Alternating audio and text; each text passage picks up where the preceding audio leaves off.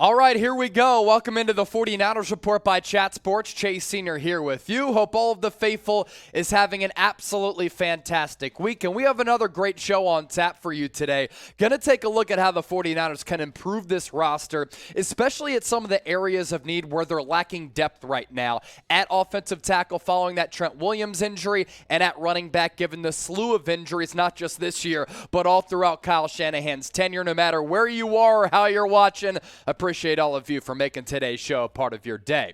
So Pro Football Focus listed viable trade targets across the National Football League. And keep in mind that the NFL trade deadline set for November 1st. So we're approaching week 4 of the NFL 2022 regular season.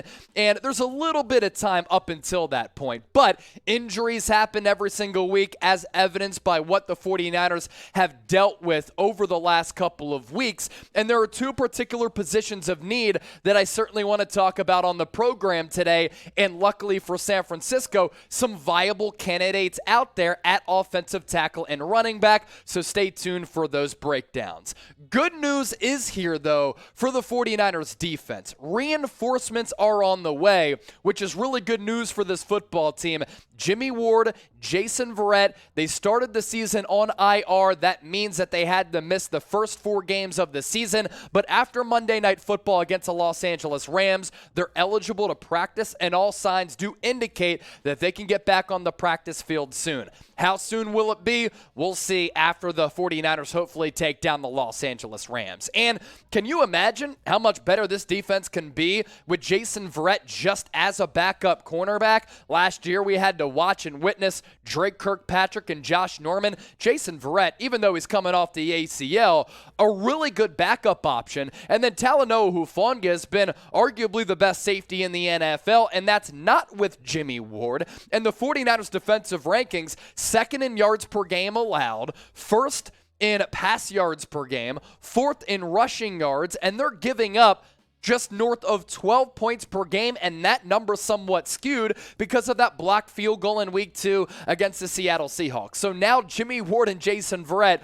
are going to come back to the number 1 total defense in the NFL after this Rams game. Hopefully the Niners even up that record at 2-2. Preview coming your way later this week. Because it is rivalry week, because it is Rams week, you can either censor yourself in the comment section and type beat LA,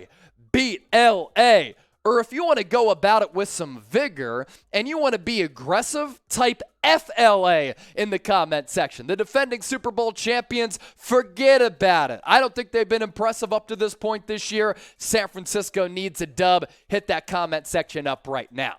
Okay, to the 49ers trade targets here. Let's begin at offensive tackle following the Trent Williams injury with Riley Reiff. A lot of people have hit me up saying, Chase, I'm a little bit concerned about the 49ers offensive line. Can Colton McKivitz be that guy? San Francisco had to go through 3 left tackles in that disastrous loss against Denver. Trent Williams, Jalen Moore, Colton McKivitz. Riley Reiff is well-traveled and has a lot of experience. First-round pick back in 2012 out of Iowa. He started 139 games in his career. He's played in 149 of them, and currently not even playing with the Bears. He's their swing tackle, has played 1 snap all year through 3 games, and has been connected because of that to trade buzz. He was signed late in the process as we got closer and closer to the regular season. And his career kind of tenure here.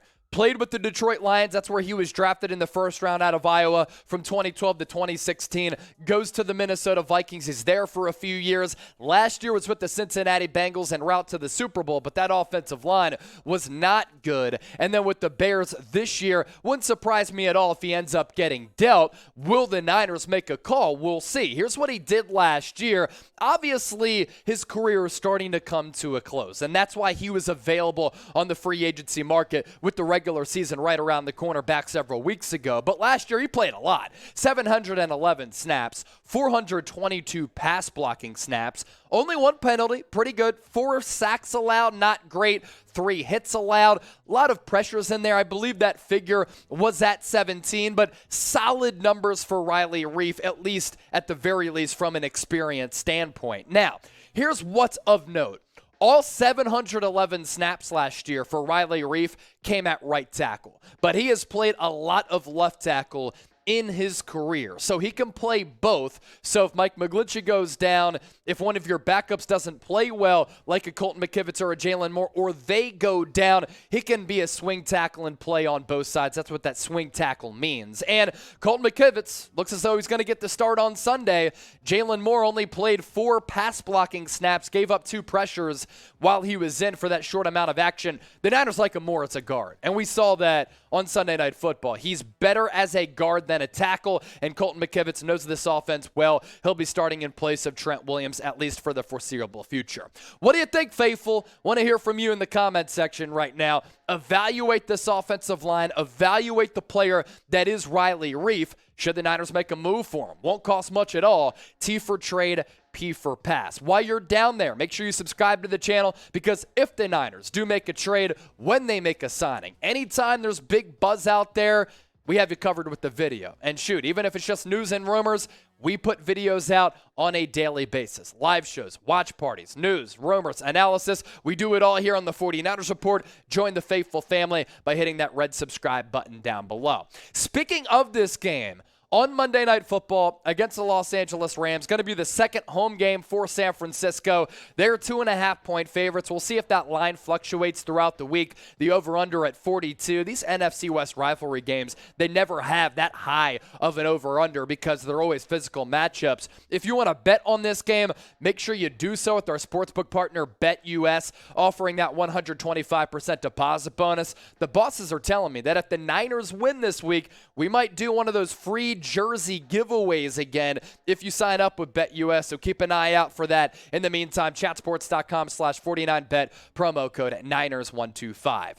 Our other trade candidate who we want to talk about, who's also been involved in these trade rumors, is Myles Gaskin, who right now is not playing for Mike McDaniel's Miami Dolphins, one of only 2 undefeated teams left in the NFL. And a lot of people think that Kyle Shanahan is missing Mike McDaniel. Yeah, maybe to a certain degree with that creativity that he brings to the table. Frankly, I also miss his press conference quotes because he is very, very entertaining. And you know, he's been said to have fun off the field with, experiment with a little Mary Jane.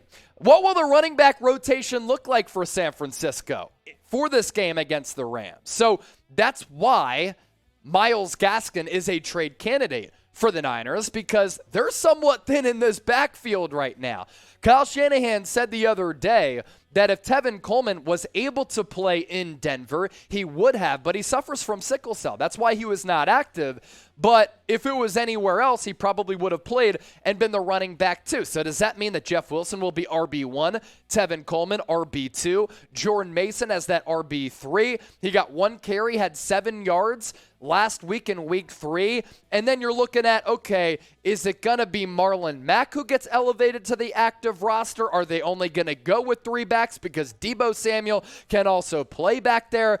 That's why we have that big question mark. Or could Myles Gaskin at some point be the guy who is on this 49ers running back depth chart? So hasn't played an offensive snap yet. He is just 25 years old, so he is still young. 7th round pick out of Washington. We know that running backs always get injured in Kyle Shanahan's system, so it's really just a revolving door. And he's been productive in his NFL career up to this point. I'm not sure why McDaniel isn't using him, but he can run it. He can catch it as well. Let's first take a look at what he's done rushing the football. Rookie year really didn't do much. And then in 2020, 42 carries, 584 yards, average yards per carry at 4 last year. Ran for 612 yards with an offensive line that really was choppy, 3.5 yards per carry. Here's where I'm intrigued, though, for him being a scheme fit, is because he could catch the football. Rookie year, he was used a lot, actually, as a pass-catching back, considering that he didn't play that much. 7 catches, 51 yards.